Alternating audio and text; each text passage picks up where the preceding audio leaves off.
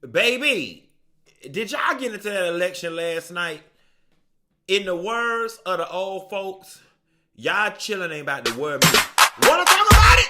Here it go.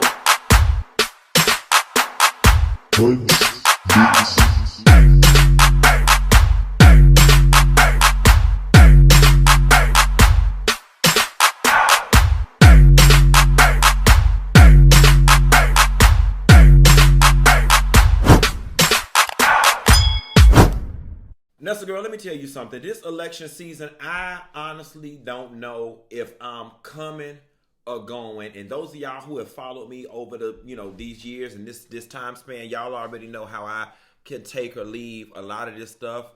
These people not about to upset my makeup and disturb my tears, compromise my peace, or run my anxiety through the roof. But did y'all get into that election last night? When I wrapped up my show, I said to y'all, I don't know if I want to watch it in real time because I'm telling y'all, all of this racism and name calling and mudslinging and misinformation and lies and propaganda, being the mature adult that I am, it just nauseates me beyond measure. I just have very little tolerance for adults carrying on the way, quite frankly, Donald Trump and JD Vance carry on. But we're going to talk about it. And I'm going to take my time and do this thing, y'all. Can I do that? Y'all don't know about that Luther Vandross. Then I'll do that. Yes, I will. Yes, I will. Mm-mm. So, quick sidebar, I hit up Mark Lamont Hill yesterday, asked him if he was still interested in doing the show, and he said yeah. And then I said, you know what, let's he and I sit back and brainstorm, what type of conversation that we'll have post the debate. I'm going to hit up Reese Colbert today and have the same thing, bring both of them on the show, definitely between now and the next 2 or 3 weeks, definitely before the election, because we need to talk. So I want to open up this conversation with this. Is it me? Or I'm slightly confused who this debate is for. I am just honestly confused who this debate is for. Now, I'm smart enough to realize that I don't know everybody. I don't know everything. I'm not involved in every social circle. But from where I sit and from my daily walk, I have not come across anybody who's on the fence. I have not come across anybody who is confused or unsure who they are voting for. I have come in contact with 4 types of people. Trump voters, Kamala voters, I'm not going to vote, or I'm voting for Cornel West or them other independents. Those are the 4 types of people that I have run into. I have not run into anyone who has said I am, on the fence. And I think part of the reason is because there is such a distinct contrast between the two candidates and very little overlap there is nothing to be on the fence about. You can't have one foot in both ponds. One area is just a complete circusry to me, and the other, despite how flawed it may be as well, and its history, it seems to be rooted in a little more normalcy, if you will. I have already said this time and time again that I don't think that the overwhelming majority of white people are racist. I don't think the overwhelming majority of white people are bad. But I do think the overwhelming majority of white people are fearful. I think that white people as a collective, they understand better than any minority does how and why as a collective they are in the position that they're in. All right. It's not something they talk about. It's not something they feel comfortable speaking about. But who isn't well versed in their existence? What human being? I know who I am. I know why I'm here and how I got here. So it's unreasonable to assume that they don't. And this election, as I see it, I think that you have the crazy MAGA people, and then you have the everyday PTA family, the white folks you work with, the white people that are your friends, kids, parents at the soccer meetings that you know are in interaction with. And I think that they are nice people who you would invite to your house and go to dinner with and go to the housewarming party with. But I think they are voting for Trump either out loud or silently because they are fearful. Okay? The world has been one way for a very long time for all of them. The world has, American society has favored white people and tilted in their favor for a very long time due to history, the inception of the country, the way it was created, systematic racism and oppression, yada, yada, yada, yada, yada. We know these things. In 2024, we have finally reached a place as a general society where society is ready to challenge the status quo and flip these things on their head, pull them inside out, reevaluate, re-examine.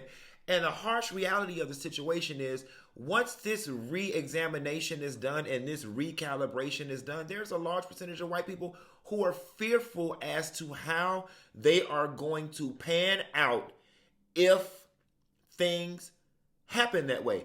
It's fear of the unknown. And I think that the fear of the unknown is something that makes any and everyone uncomfortable in any situation. And so when I go back to saying I don't think the overwhelming majority of white people are bad, I don't. I think that these people are fearful, and a lot of them are fighting for their way of life. I think that the general attitude amongst a lot of people is, yes, I think immigrants and black people and everyone else should be treated fairly. Yes, I don't think police should be beating up on people. I really don't care if you get an abortion or not. But if I vote for the side that agrees with those things as well as wants to make things a bit more equitable for everybody, where is that going to leave me? Because one thing we know and one thing that they know is that all of the advantages that they have been given historically have been predicated on racism, injustice, inequality, and everything else in that vein. And when all of your, and I'm not going to say all because I'm not trying to imply whatsoever that every single white person has gotten ahead because of racism and systematic oppression individually. But I'm 100% saying that as a collective. As a collective, every single white person walking American soil benefits from the inequality, the systematic racism and oppression, and all things called the way America was created and ran. Collectively, not as an individual. So with that being said, I want to move into the debate and the way Trump moves. One thing Trump does very well is plays on the fears of his base. And what better person to understand and exploit the fears of a white person than another white person? Listen, there have been things that have been coming to the surface about the way that MAGA crowd thinks that me as a black person, I never even knew. That I never would have fathomed some of the things that they are out here fearful about. And, you know, anybody who's part of the white collective that's listening to me right now, I have said this over the years. You know, minority communities Nobody thinks you're bad. Nobody wants to take you out. Nobody wants to take what you have and redistribute it to the poor and the less fortunate. We just want the system to take its foot off our neck. That's all. Or better yet, we just want you to leave us the hell alone without any type of interference. Physical, systematic, governmental, energetically, verbally, just leave us the hell alone. That's what we want. But going into the fears of white people, y'all, I had to turn the debate off. I turned it on after my show, and then I was getting dressed to go out when he started down the abortion track. This man done flip-flopped on abortion so many times. First of all, he strategically stacked the Supreme Court, super, super conservative, with the intent of overturning Roe v. Wade, okay? Once it was overturned, gloated, celebrated, that side of the aisle was happy. Then it began to backfire as the female collective began to sit back and understand how this really impacts them. And I'm going to tell you something.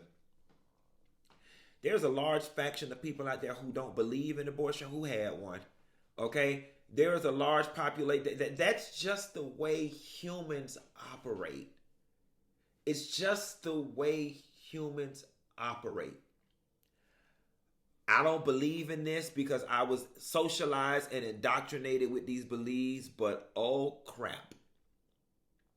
I have found myself in a situation, and here is this option right over here. And just as long as nobody finds out, I'm going to go over here and do it and then continue to live my beautiful life as if nothing ever happened. That's what abortion is for a lot of people. And there are a lot of people that will stand up and say they don't believe in abortion who've participated in it one way or another. And I'm not knocking nobody. That's just the way of the world. And I honestly believe that sentiment that I just expressed is what changed the energy of the overall female collective. I think women as a whole were like, wait a minute now.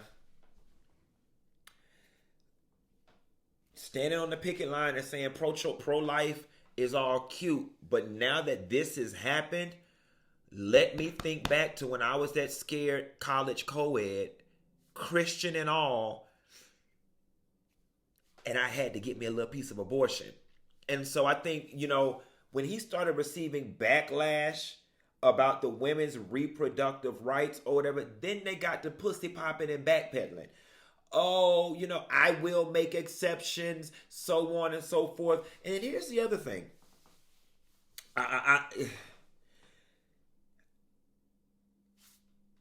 Vote for who you want to vote for. Believe in what you want to believe in. But I can't respect anyone who takes the exception and wants to paint that as the norm. This man got up there and said that they are giving abortions at 7, 8, and 9 months, and then even after birth, killing the babies, and that's execution and abortion after birth. Okay? I want to take my time and do this thing, y'all. Can I do that? Will I do that? Yes, I will. Yes, I will. Luther Vandross is going to be the underscore of this thing about me taking my time. So let me take my time. Because there's going to be somebody in the comments, just like on my Instagram, that said they are doing abortions at 7, 8, and 9 months. Here is what I need you to do. I need you to DM me or email me right now. Those of you who are so absolute, they are doing it. They are doing it.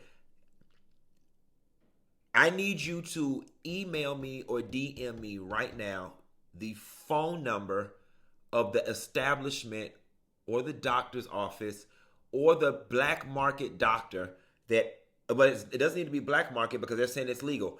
I need you to email or DM me or just put on any public forum, point us in the direction of a website or a piece of marketing material where someone can go get an abortion in the third trimester, please.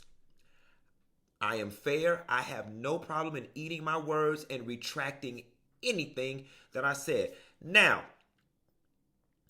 I'm not talking about the person who goes to the hospital in the 7th month and then they find out that there is something wrong with the baby genetically or something like that, and then and then there's this reason why a late term abortion has to happen. That's not what we're talking about. Those are medical exceptions. They're rare. They're exceptions to the rule, and they're oftentimes conducted for the safety of the mom, the best interest of the mom. I was going to say the fetus, but you know what I'm saying? Or the fetus was going to have, poor or bad quality of life, or the fetus was going to die anyway after birth. Those are exceptions.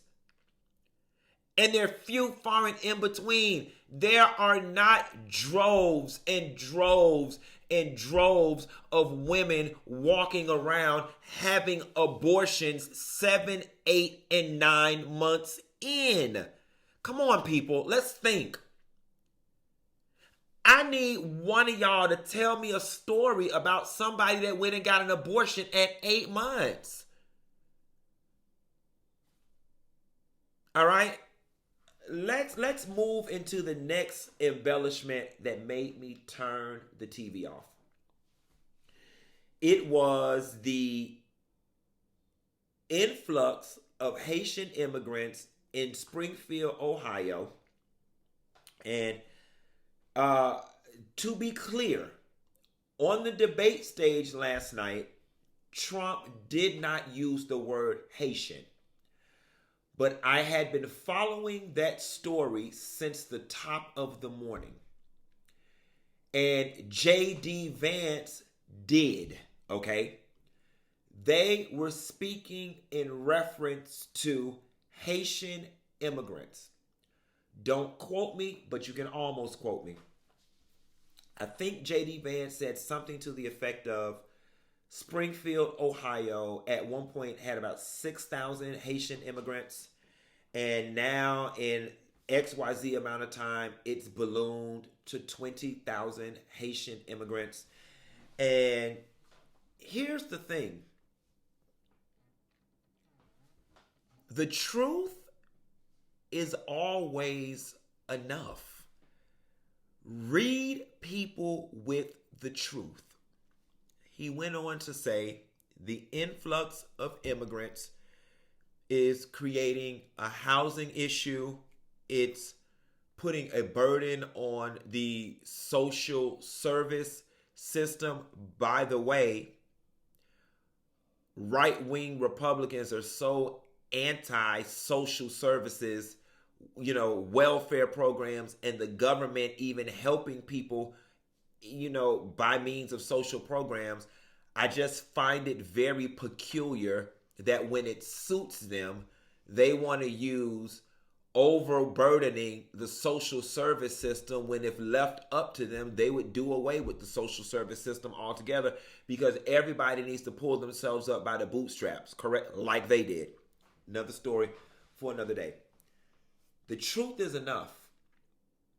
You would have gotten and held my attention by saying, in small towns like Springfield, Ohio, when we have unchecked immigration, it has created housing issues for the locals.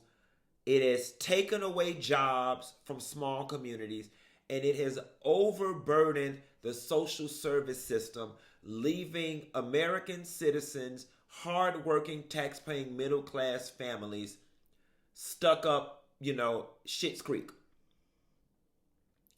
I can take that to heart. That actually is enough information to make me say, you know what? we do need to do something about this immigration. Where you lost me, where I said go to hell, and where I said all of this immigration talk is rooted in racism, is when you try to lean on the trope of the African savage or the black savage.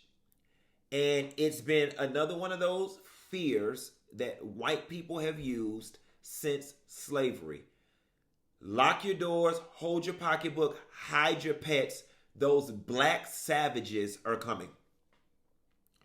This man went on and said that the people are saying that their pets are coming up missing, that essentially the Haitian immigrants are eating the people's cats and dogs. Okay? And the problem that I have is not with J.D. Vance and Trump saying it, because they're doing what they're supposed to do. They're playing on the fears of their base. That's their strategy. The issue that I have is with you black people who get on the internet and for whatever reason you don't like Kamala, you're not voting for Kamala, and that's your prerogative. Vote for Trump all you want, but you can't spread misinformation and you can't use lies and propaganda to justify you being on that side. Oh, fucking Aniva. Just YouTube it. There was a city hall meeting and the man said that the lady was eating a cat. They talked about it in the city hall meeting. Okay. I haven't seen it. But I 100% agree with you. Okay. Sure.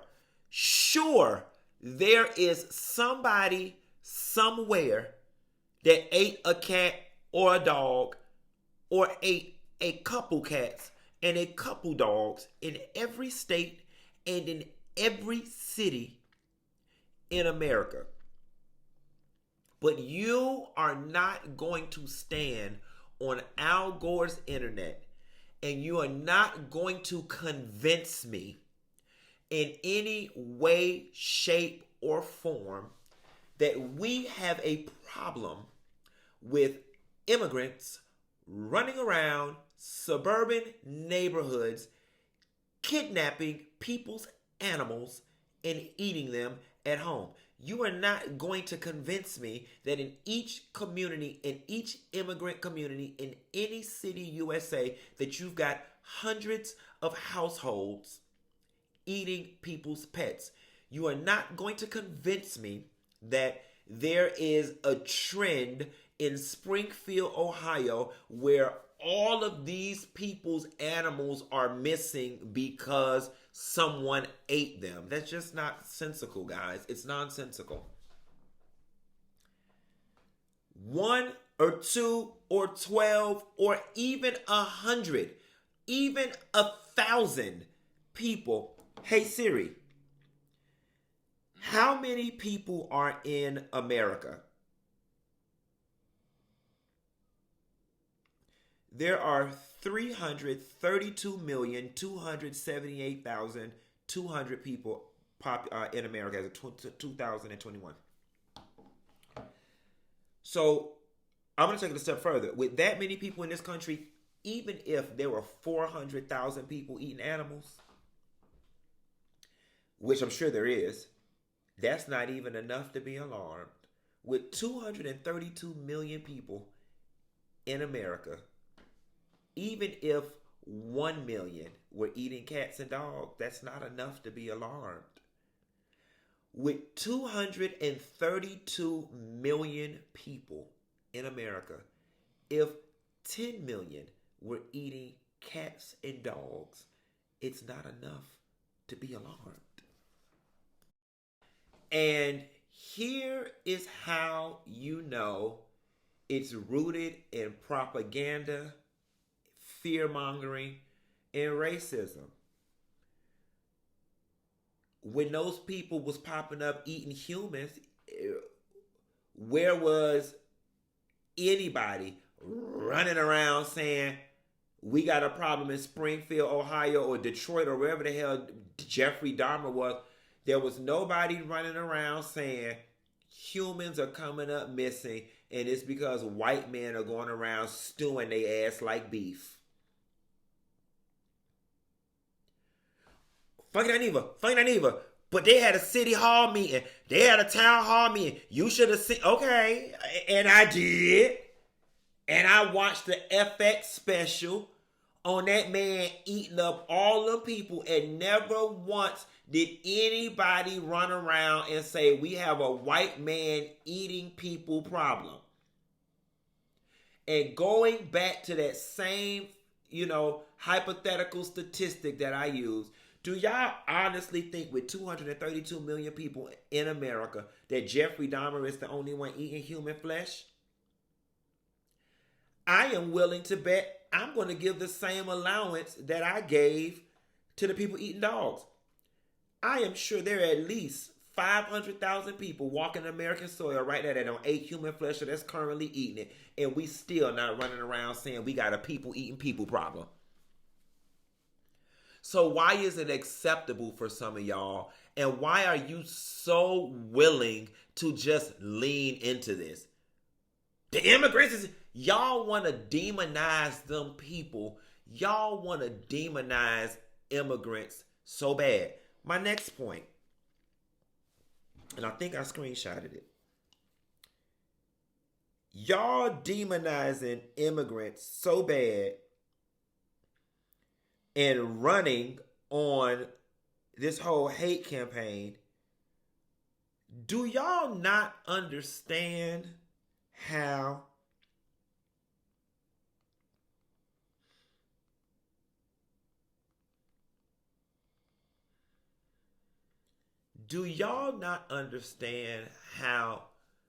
the U.S. economy, our way of life, and particularly rich people's way of life would be significantly altered with this mass deportation? What's it, like 11 million people? Then y'all let this man charge y'all up with this deportation stuff. How is it going to work? Where are they going to house them? What are they going to feed them? What if the other countries don't take them back? How are you going to prove what country they came from? How do you know if they're from Mexico, Venezuela, El Salvador, Nicaragua, Colombia, Costa Rica, Brazil? How do you know? Where are you sending them back to? You have no way of confirming their country of origin. You're left to just rely on word of mouth. And just because somebody is Mexican doesn't mean they came from Mexico. They could be citizens of Nicaragua for all we know. They're undocumented, meaning no documents. How, Sway? And for black people who rest on this mass deportation and this immigration thing, sounds like mass incarceration to me. Which is going to turn into convict leasing in a minute, because let's just say, hypothetically, he is successful in corralling all of these people. Once certain industries begin to collapse, then what's going to happen?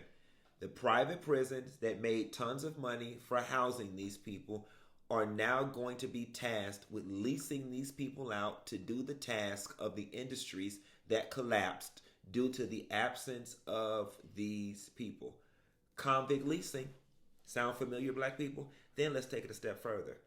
Since y'all want to get on Palestine and Israel, because deeper than mass incarceration and convict leasing, ethnic cleansing. It's ethnic cleansing. At the root of it all, they want this country to be an all-white evangelical Christian nation. You see, the black population is too large. The black people are too loud. Black people have gained too much footing. Black people as a collective are too educated. Black people are too visible in this moment for them to cleanse the land of us. But we could start with them little bit over there. We can start with the strawberry pickers, the construction folks, the maids, the housekeepers, the little lady who sells her tamales on the side of the street. We can start with them. And in this hypothetical Sims, Donald Trump, right-wing, Republican, conservative, evangelical Christian world, And then after we are done with them and we get bored, who do you think is next? Come on, somebody. And then here's the other thing. It troubles me that the eating of the animals is the thing some of y'all want to rest y'all hat on, and the hill that y'all want to die on. I love my animals. I just purchased 2 the other day. I got 1 laying down right next to me snoring. I got 3 in my house right now. But there will never be a time where I put the lives of animals, the well-being of animals, over that of humans. Those same people who are running with that propaganda about, oh, the animals being ate up with the immigrants. Where y'all at on gun laws to help us circumvent and prevent these mass shootings?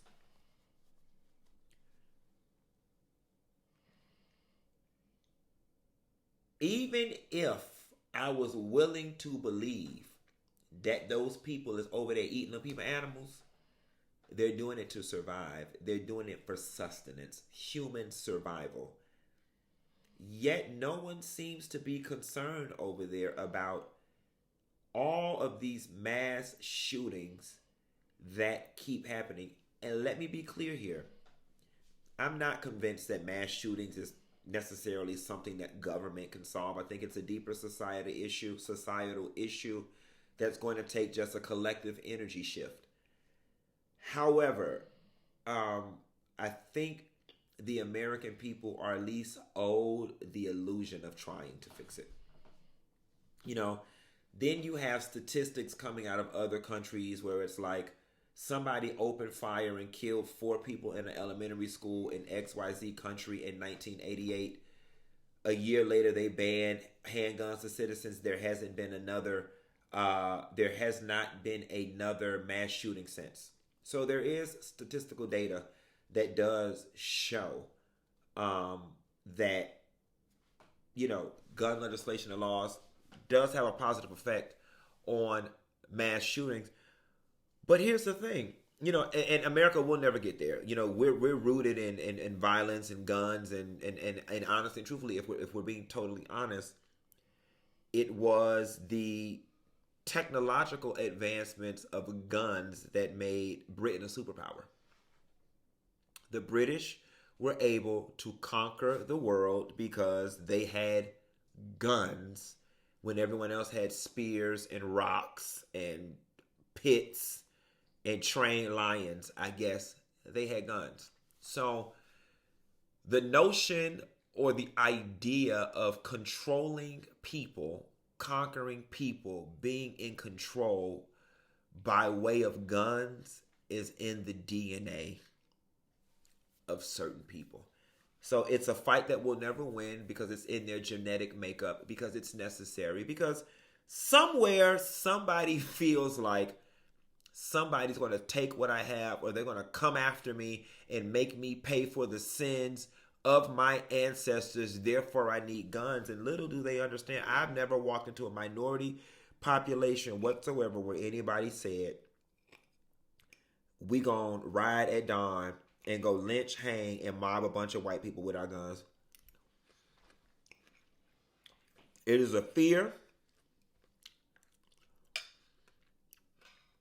that is irrational, and it's rooted in the pain of y'all past, not ours.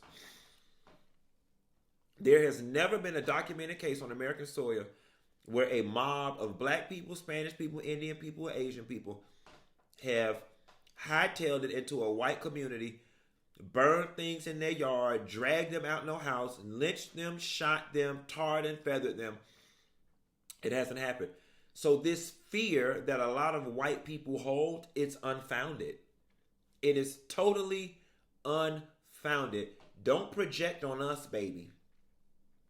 Please don't project on minorities. That's what y'all do.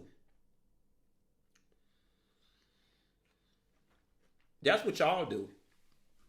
There's nobody else in recorded history in America that's rolled around into any of y'all neighborhoods and snatched y'all men out y'all house and tarred and feathered them and dragged them behind cars and lynched and hung and shot them. That's the way y'all think. And that's why y'all can't let them guns go. And unbeknownst to you, don't nobody want to do nothing to y'all. We just want to be left alone.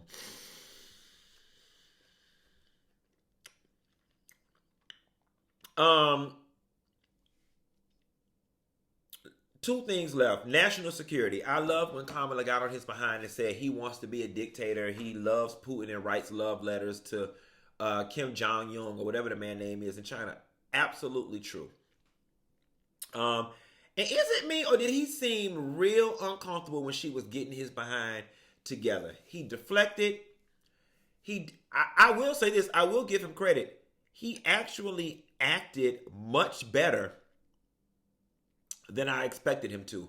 Whatever training that they did give him in terms of trying to keep his composure, he gets an A++, even though he did crack at times. Because we know he's a big man child, he gets an A++. He held it together much better than I thought he would. And you could tell that she was charged with coming for his vanity metrics in order to knock him off his circle or his square. When she came for his crowd size, he had to deviate away from something of substance to clear up this crowd size. That unchecked ego is crazy to me. If you notice, Kamala and them are never talking about crowds. Nobody cares. It's a vanity metric. But something about that crowd size and how many people are clapping for that fool does it for him. Listen, y'all can have the whole thing. I'm just trying to get to November 5th. I want to beat up J.D. Vance. I want to run into him in Kroger and just fight him. I want to walk up to him and be like, somebody said you want to fight me. That's how I want to fight him. I want to walk up to J.D. Vance and be like, somebody said you wanted to fight me. Well, here I am. And fight his ass in the deli aisle. Baby, I will have boar's head honey cured ham, spread it and distribute it all over the deli department of Kroger. That's what I want. I want Candy to fight Phaedra with dirty feet outside the gas station while Miss Netta is there. And I want to fight J.D. Vance in the deli department of Kroger while Boar's Head's finest meats, not the ones that was just recalled for having disease in them, but I want their finest meats to be distributed all over the air on the floor when I finish whooping his ass in Kroger. That's what I want to happen. Anyway, I'm getting bored talking about this, so I'm just going to end this right here. Y'all be sure to like and subscribe and drop down in the comments, and let's talk about what y'all think about the debate. Bye.